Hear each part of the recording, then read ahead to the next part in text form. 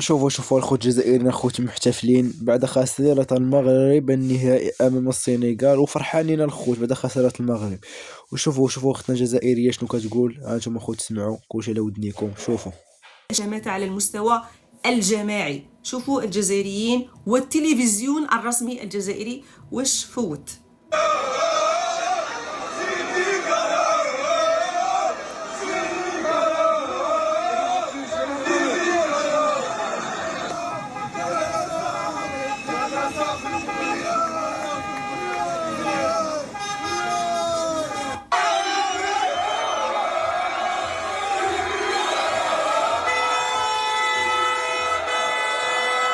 وشوفوا كيفاش قدم التلفزيون الجزائري وكيف أعلن عن فوز المنتخب السنغالي. سمعوا هذه الفضيحة. المنتخب السنغالي يتوج ببطولة كأس إفريقيا بكل جدارة واستحقاق رغم فضائح التحكيم المتحيز التي طبعت هذه الدورة والمباراة النهائية. وعقب نهاية المباراة خرج الجزائريون إلى الشوارع احتفالا بهزيمة المخزن الذي أفسد أعرق منافسة حرم شعبه من فرحة التتويج بسبب لاعبيه وخبثه وفرضه لتحايل تحكيمي وأحدث انشقاقات بين منتخبات القارة الواحدة في سابقة أولى لم نرى قبلها ولن نرى بعدها.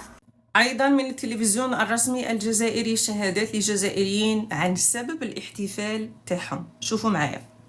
وحنا بزاف اللي تيجيب واليوم العدل الالهيه بانت وما نساوش غلطه النصارى اللي تحضروا وتنزانيا وكاع.